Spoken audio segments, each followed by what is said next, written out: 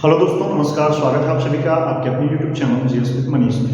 दोस्तों, आज की क्लास में सभी उत्तर प्रदेश पुलिस के लिए सामान्य हिंदी के अंतर्गत संधि टॉपिक का दूसरा क्लास लेने वाले हैं, जिसके अंतर्गत हम देखेंगे कल की जो हमारी क्लास थी उसमें हमने देखा था कि संधि किसको कहते हैं और संधि कितने प्रकार की होती है। संधि किसको कहते हैं और संधि कितने प्रकार की होती है। तो कल हमने देखा क्या कि दो अणु के परस्पर मेल से उत्पन्न विकार को ही हम क्या कहते हैं, संधि कहते हैं। और इसमें पहला वर्ण जो है उसके आधार पर हमारा संधि जो है तीन प्रकार का होता है। कौन कौन सा पढ़ा था? तो स्वर संधि पढ़ा था, व्यंजन संधि पढ़ा था और विसर्ग संधि पढ़ा था। तो हमने संधि का प्रकार जो पढ़ा था वो पढ़ा था स्वर संधि, व्यंजन संधि और विसर्ग संधि। स्वर संधि,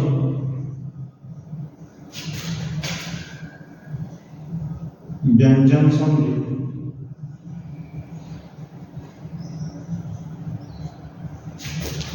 और पढ़ा था विसर्ग संधि। तो ये हमने संधि के प्रकार पढ़े थे, स्वर संधि, व्यंजन संधि और विसर्ग संधि। स्वर संधि, व्यंजन संधि और विसर्ग संधि, जिसमें हमने स्वर संधि के बारे में देखा था कि जब पहला वर्ण जो होता है वह स्वर होता है तो हमारी संधि क्या हो जाती है, स्वर संधि हो जाती है। ये हम देखने वाले हैं कि स्वर संधि किसको कहते हैं, यह कितनी प्रकार की होती है और इसमें कैसे इसमें एग्जाम्पल आते हैं। तो स्वर संधि किसको कहते हैं? तो दो स्वर वर्णों की मेल से उत्पन्न विकार को हम क्या कहते हैं, स्वर संधि कहते हैं। दो स्वर वर्णों के मेल से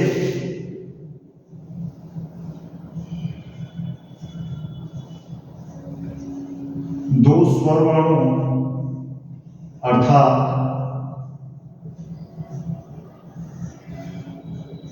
किसी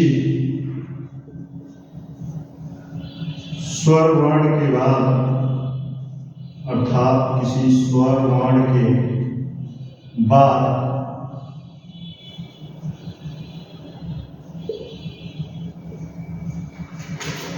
कोई और स्वर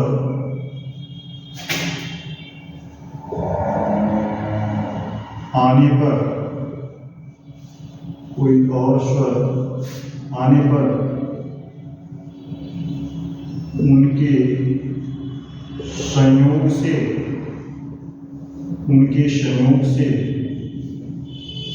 उत्पन्न विकार या परिवर्तन को स्वर संधि कहते हैं। स्वर संधि कहते हैं। हमने क्या देखा कि दो स्वर वर्णों अर्थात किसी स्वर वर्ण के बाद कोई और स्वर आने पर उनके संयोग से क्या होता है, जो उत्पन्न होता है विकार या परिवर्तन जो होता है उसे ही हम क्या कहते हैं, तो उसे ही हम स्वर संधि कहते हैं। मान लीजिए हमने संधि पढ़ा था कि दो वर्णों के परस्पर मेल से जो विकार उत्पन्न होता है, जो परिवर्तन होता है, उसको हम क्या कहते हैं, संधि कहते हैं। तो स्वर संधि में क्या हो जाएगा, वो जो दोनों वर्ण है ना वो दोनों स्वर होंगे। ठीक है, तो यदि हमको किसी संधि में दोनों वर्ण क्या दिख जाए, स्वर दिख जाए, तो हमारी संधि कौन सी हो जाएगी, स्वर संधि कहला जाएगी। कौन सी हो जाएगी, स्वर संधि हो जाएगी। जैसे एग्जांपल देखेंगे,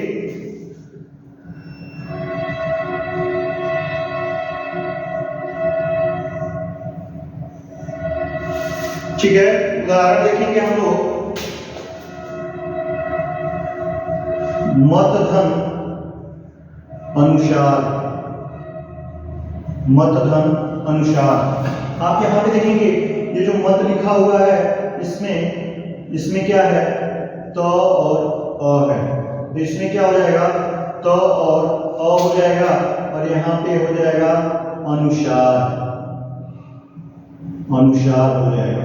अब यहाँ देखिएगा हमने डिफिनीशन में पढ़ा कि दो स्वर वर्णों के योग से, तो दो स्वर वर्ण, यहाँ पे हमारा ये पहला शब्दांश था और यहाँ पे दूसरा था, इसमें हमको क्या मिल गया, स्वर मिल गया। यहाँ पे क्या मिल गया, स्वर मिल गया। तो दो स्वर वर्णों के योग से, देखिए कह रहा है किसी स्वर वर्ण के बाद, तो किसी स्वर वर्ण के बाद कोई और स्वर आने पर, ठीक है ना, कोई और एक स्वर और मिल गया, उनके संयोग से इन दोनों का संयोग होगा तो क्या हो जाएगी, स्वर संधि हो जाएगी। इनके स्थान पर क्या हो जाएगा, अ धन अ बराबर आ हो जाएगा। उसके बाद हम जोड़ेंगे तो क्या हो जाएगा, म प्लस त प्लस दोनों की जगह पे आ प्लस नुशार। अब हम सबको जोड़ देंगे तो हो जाएगा म, तो में यहां जुड़ेगा ता नुशार। तो ये हमारी क्या हो गई, ये हमारी हो गई स्वर संधि, ठीक है ना। स्वर संधि हमारा इस प्रकार से होता है कि दो स्वर वर्णों के संयोग से उत्पन्न विकार को ये क्या कहते हैं, स्वर संधि कहते हैं, ठीक है ना। हम उत्पन्न विकार को ये क्या कहते हैं, स्वर संधि कहते हैं। अब हम स्वर संधि के प्रकार देखेंगे। स्वर संधि के प्रकार,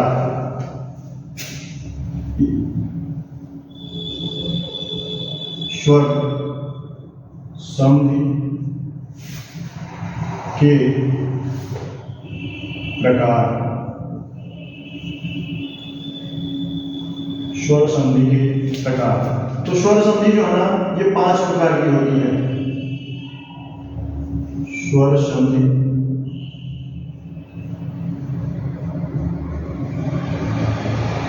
5 प्रकार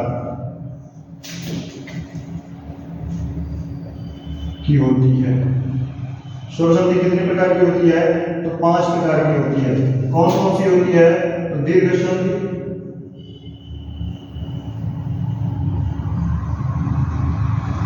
गूढ़ संधि,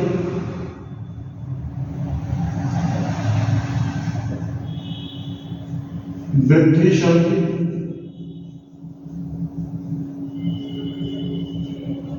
वृद्धि संधि, यण संधि,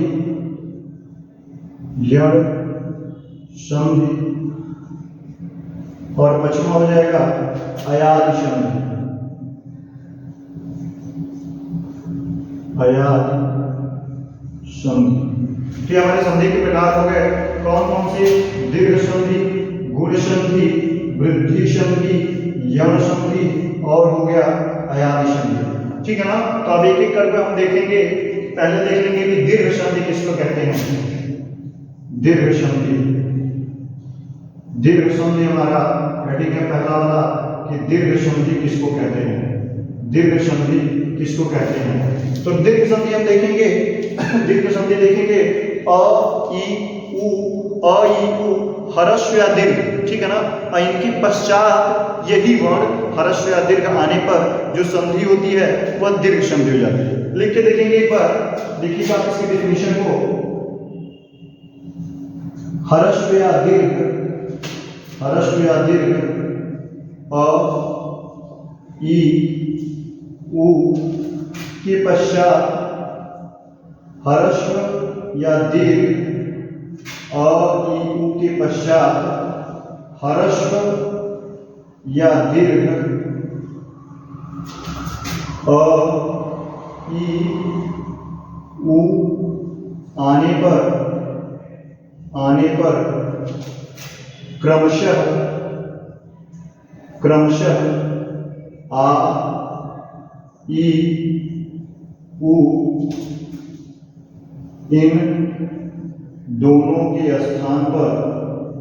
इन दोनों के स्थान पर आ जाता है, इन दोनों के स्थान पर आ जाता है। तो हमने क्या देखा, ह्रस्व या दीर्घ अ ई उ के पश्चात ह्रस्व या दीर्घ अ ई उ आने पर क्रमशः आ और ई इन दोनों के स्थान पर हो जाता है। तो हम समझेंगे कि कैसे होगा। यहाँ पे एक बार आप देख लीजिएगा, कह रहा है अ या आ, ई या ई, उ या उ के पश्चात मतलब होता है बाद में पश्चात या के बाद यही चीज फिर आने पर अ या आ, ई या ई, उ या उ आने पर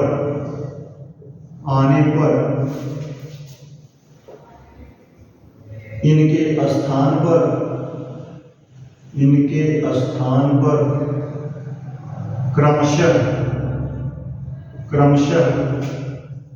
आ ई उ लिखे जाते हैं।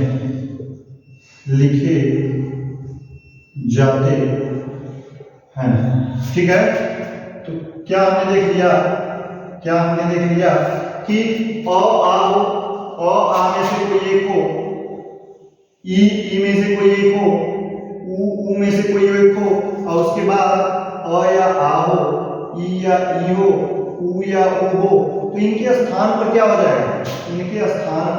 जाएगा?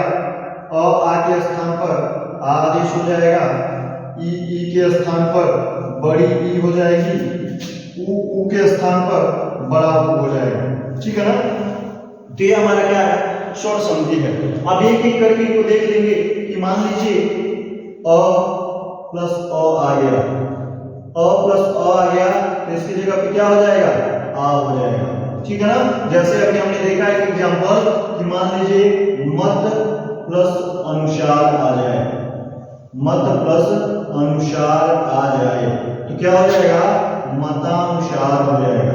क्या हो जाएगा? मतानुसार हो जाएगा। कैसे हो जाएगा?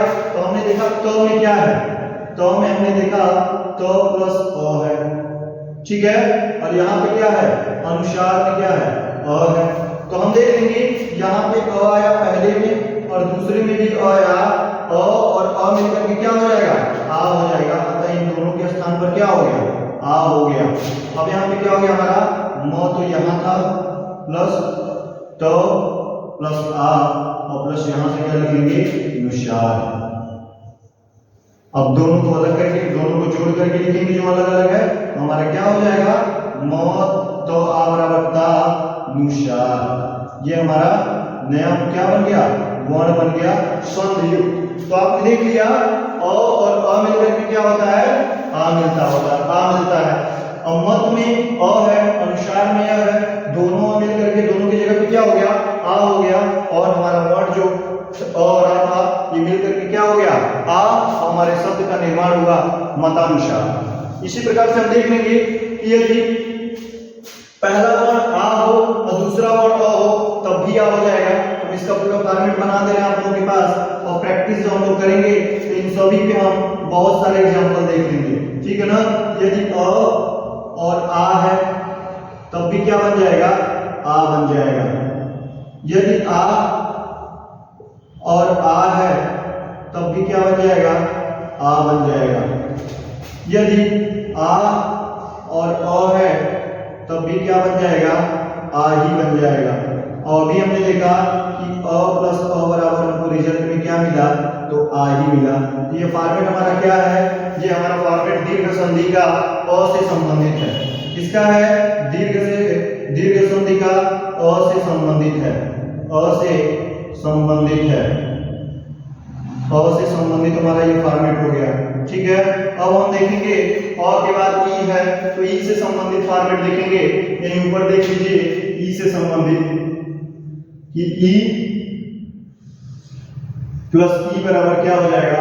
तो ई प्लस ई बराबर बड़ी हो जाएगा। ठीक है ना? ई प्लस ई बराबर क्या हो जाएगा? बड़ी ई हो जाएगा। तो इसके बारे में हम देखेंगे ई प्लस ई बराबर बड़ी ई होगा। तो इसमें जो हम एग्जांपल देखेंगे, ई प्लस ई बराबर, तो इसका हो जाएगा, मान लीजिए इसमें हम लोग कर लेते हैं कपि प्लस इंद्र। कपि प्लस इंद्र बराबर क्या हो जाएगा? तो कपींद्र हो जाएगा। क्या हो जाएगा? कपींद्र हो जाएगा। अब यहाँ कहिएगा सर कैसे? तो देखिएगा प में क्या है? प प्लस छोटी की मात्रा है और क्या है? यहाँ पे इंद्र में भी छोटी की मात्रा है। हमने क्या बताया ये नियम? छोटी यहाँ भी है, छोटी यहाँ भी, छोटी यहाँ, छोटी यहाँ, तो दोनों मिलकर क्या हो गया? बड़ी हो गया। और इससे हो गया क प्लस प प्लस ई प्लस क्या हो गया? इंद्र बराबर ये सब मिलकर क्या हो गया? क और बड़ी की मात्रा पी और इंद्र, कपींद्र। शब्द का क्या हो गया, निर्माण हो गया। ये हमारा ई से संबंधित था। अब इसका भी ई वाला भी पूरा फॉर्मेट आपको बता दे रहे हैं कि मान लीजिए ई प्लस ई बराबर बड़ी ई हो गया। मान लीजिए यहाँ छोटी ई है और दूसरे वाले वर्ड में आपको बड़ी ई मिल गया, तब भी क्या होगा, बड़ी ई होगा। मान लीजिए यहाँ आपको बड़ी ई मिल गई, यहाँ छोटी ई मिल गई, तब क्या होगा, तब भी बड़ी ही रिजल्ट मिलेगा। और मान लीजिए ये भी बड़ी ही मिल गई और ये भी बड़ी ही मिल गई, तब क्या रिजल्ट मिलेगा, तब भी बड़ी ही मिलेगा। तो ये आपको क्या मिल गया, ये फॉर्मेट याद रखना है, ई संबंधित फॉर्मेट आपको क्या करना है, याद रखना है। ठीक है, कि ई से संबंधित कैसे कार्य होगा। आगे का समझ में अब ऊ से संबंधित देख लिया जा रहा है। ऊ से संबंधित देखिएगा, तो मान लीजिए ऊ प्लस ऊ है, ठीक है ना, तो क्या हो जाएगा, बड़ा ऊ हो जाएगा। यहाँ पे थोड़ा सा आप लोग इसको सही कर लीजिए, ठीक है ना, कि ऊ प्लस ऊ बराबर होगा तो क्या हो जाएगा, तो ऊ प्लस ऊ बराबर होगा तो आपका एक एग्जांपल हम लोग देख लेंगे, गुरु धन उपदेश बराबर गुरुपदेश,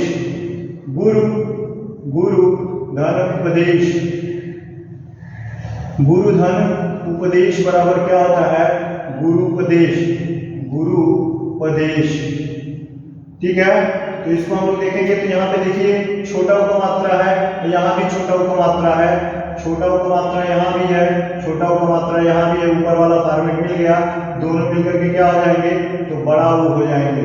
ठीक है, यहाँ पे पहले से क्या लिखा हुआ है, गु प्लस र प्लस ऊ प्लस क्या हो गया, यहाँ पे पदेश लिखा है, सबको ऐड करिएगा तो क्या हो जाएगा, गुरुपदेश। क्या हो जाएगा, गुरुपदेश। ये हमारा नया शब्द संधियुक्त बन जाएगा, जिसे आप देख रहे हो कि छोटा ऊ बड़ा ऊ मिलकर के क्या हो जा रहा है, छोटा ऊ मिलके बड़ा ऊ हो जा रहा है। ठीक है, तो ऊ से संबंधित भी सारा फॉर्मेट देख लीजिएगा।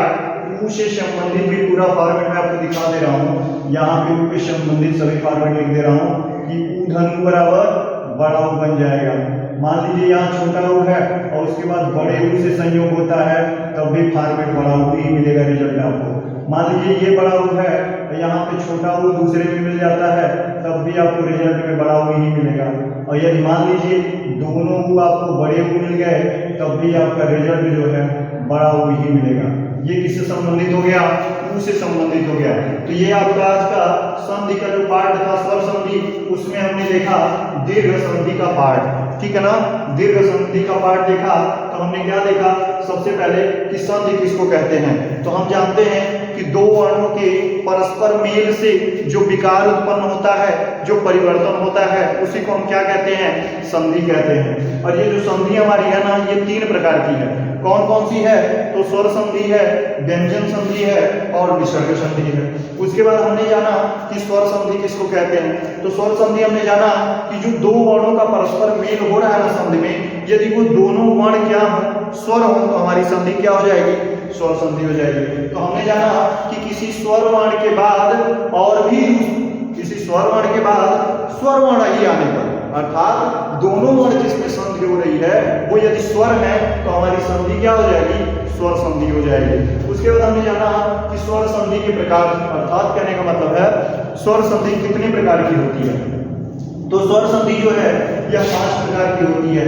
कितने प्रकार की होती है, 5 प्रकार की होती है। कौन कौन सी होती है, तो दीर्घ संधि होती है, गुण संधि होती है, वृद्धि संधि होती है, यण संधि होती है और अयादि संधि होती है। ठीक है ना, तो ये हमारे संधि के 5 प्रकार होते हैं। उसके बाद हमने देखा कि दीर्घ संधि कहते किसको है, दीर्घ संधि किसको कहते हैं। तो हमने देखा कि यदि मान लीजिए कोई वर्ण जो है अ, ई, उ, ये या तो हर्ष हो या तो दीर्घ हो, चाहे ये हर्ष हो या दीर्घ हो, इसके पश्चात इसी के समान वर्ण अ, ई, उ, हर्ष या दीर्घ आने पर इन दोनों के संयोग से, इन दोनों के परस्पर संयोग से जो विकार होगा, जो परिवर्तन होगा, वो हमारा दीर्घ संधि कहलाएगा। और इनके स्थान पर क्रमशः आदेश क्या हो जाएगा, अ और आ की जगह पर आ आदेश हो जाएगा, ई और ई की जगह पर बड़ी ई आदेश हो जाएगी और ऊ की जगह पर जो है बड़ा ऊ आदेश हो जाएगा। तो ये हमने फॉर्मेट देखा था दीर्घ संधि में, और उसके बाद एक एक करके देखा था। दीर्घ संधि में पहले हमने अ का फॉर्मेट देखा था कि अ या आ, आ मिले, आ या अ मिले या किसी भी प्रकार का ह्रस्व दीर्घ अ मिलने पर उसका रिजल्ट हमको क्या मिलता है? आ ही मिलता है। ठीक है, दोनों वर्ण चाहे ह्रस्व हो, चाहे दीर्घ हो, चाहे एक ह्रस्व हो दूसरा दीर्घ हो, हमको रिजल्ट क्या मिलेगा? दीर्घ ही मिलेगा। ठीक है, इसमें हमने एग्जांपल देखा था मत अनुसार बराबर मत अनुसार। आपने देखा त में अ है और अनुसार में भी अ है, दोनों अ के संयोग से हमको रिजल्ट मिलता है आ और हमारे शब्द का निर्माण होता है मतानुसार। ठीक है ना, यहाँ से हमने अ से बनने वाले विभिन्न फॉर्मेट को बता दिया था आपको कि अ और आ का संयोग होगा तो क्या बनेगा? आ बनेगा। यदि आ और आ का संयोग बनता है तब भी आ बनेगा। यदि आ और अ आते हैं तब भी हमारा जो रिजल्ट होगा वो आ ही होगा, और यदि अ और अ आता है तब भी हमारा रिजल्ट आ ही होगा। आप लोगों को परेशान होने की जरूरत नहीं है, क्लासेस लंबी हो जाएंगी इसलिए मैंने इसके एग्जांपल नहीं लिए। तो ये टॉपिक खत्म होने के बाद मैं इन सब के जो भी फॉर्मेट है, जिस पे भी क्वेश्चन बन सकते हैं, जो भी नियम है उसे से संबंधित मैं आप लोगों को पर्याप्त मात्रा में क्वेश्चन जो है प्रैक्टिस में करवाने वाला हूँ। तो इसको परेशान होने की जरूरत नहीं है, जो हम सब प्रैक्टिस करेंगे तो इस पे बकायदा हम लोग अध्ययन करते चलेंगे। ठीक है ना, उसके बाद हमारी बात आ जाती है अ के बाद ई से संबंधित कि ई प्लस ई मिलके क्या होती है? तो ई प्लस ई मिलकर बड़ी ई होती है। जैसे हमने एग्जांपल देखा कपि ध्वनियंत्र बराबर कपिंद्र। आप देखिएगा कपि में जो ई है वो छोटी है और इंद्र में भी जो ई है वो छोटी है। दोनों छोटी ई मिल करके बड़ी ई का क्या करती हैं? निर्माण कर देती है यहाँ पे, और क प ई द्र मिला के हो जाता है कपिंद्र। हमको रिजल्ट भी क्या मिल जाता है? बड़ी ई मिल जाती है। ऐसे ही ई से बनने वाले सभी फॉर्मेट देख लीजिएगा कि यदि पहला वर्ण ई हो और दूसरा वर्ण ई हो तो हमारा रिजल्ट क्या मिल जाएगा? बड़ी ई मिल जाएगी। उसके बाद देखिएगा यदि ई और बड़ी ई मिलेंगे तो क्या मिलेगा? तब भी हमको बड़ी ई मिलेगी। यदि ई और ई मिलते हैं तब भी बड़ी ई, और दोनों बड़ी ई मिलती हैं तब भी बड़ी ई मिलेगी। अर्थात कहने का मतलब है ना, हमको जो भी वर्ण मिल रहे हैं दोनों क्या है? सिमिलर हैं, लेकिन रिजल्ट में हमको क्या मिलेगा? उनका दीर्घ ही मिलेगा, ह्रस्व नहीं मिलेगा। आपको ये ध्यान देना है, चाहे ह्रस्व मिलके बनाए चाहे दीर्घ मिलके बनाए, हमको रिजल्ट क्या मिलने वाला है? हमको रिजल्ट जो है ना वो दीर्घ में ही मिलने वाला है। चाहे अ मिले, चाहे अ का रिजल्ट मिले हमको, चाहे ई का रिजल्ट मिले, रिजल्ट हमको चाहे उ का रिजल्ट मिले, हमको रिजल्ट क्या मिलेगा? दीर्घ ही मिलेगा। तो इस बात को हमको क्या रखना है? ध्यान रखना है। तो ई से संबंधित हो गया। अब तीसरा जो है उ से संबंधित, तो आप देख लीजिए उ और उ मिलकर के क्या हो रहे हैं? बड़ा उ अर्थात दीर्घ हो रहे हैं। तो आपने एग्जांपल देखा गुरु धन उपदेश बराबर गुरुपदेश। कुछ लोग यहाँ पे र में जो मात्रा होता है उ का, उसमें कंफ्यूज हो जाते हैं कि छोटा उ का मात्रा है कि बड़ा उ का मात्रा है। तो आप देखिए यहाँ पे गुरु लिखा हुआ है ना, तो यहाँ पे इस उ का छोटा उ मात्रा है, और यहाँ पे जो उ लिखा हुआ है यहाँ पर उ का बड़ा मात्रा है। ठीक है, तो गुरु धन उपदेश बराबर हो गया गुरुपदेश। और उ से संबंधित जो फॉर्मेट है आप देखिएगा छोटा उ और छोटा उ मिलकर के बड़ा उ हो रहे हैं। यहाँ पे छोटा उ और बड़ा उ मिलकर के बड़ा उ हो रहे हैं, और बड़ा उ और छोटा उ मिलकर के फिर बड़ा उ हो रहे हैं, और बड़ा उ मिलकर भी बड़ा उ हो रहे हैं। कोई भी उ मिलेगा रिजल्ट आपको बड़ा दीर्घ ही मिलेगा। ठीक है ना, तो ये रही हमारी आज की क्लास। मैं आशा करता हूँ आप सभी को बेहद पसंद आई होगी क्लास और समझ में भी आया होगा। यदि किसी को भी किसी प्रकार की कोई कंफ्यूजन है, कुछ समझ में नहीं आया है, तो आप अपना सजेशन या अपनी परेशानी कमेंट बॉक्स में लिख सकते हैं। ठीक है ना, उसके बाद हम उस पर विचार करेंगे। ठीक है, मिलते हैं अगली क्लास में व्यंजन के साथ। धन्यवाद।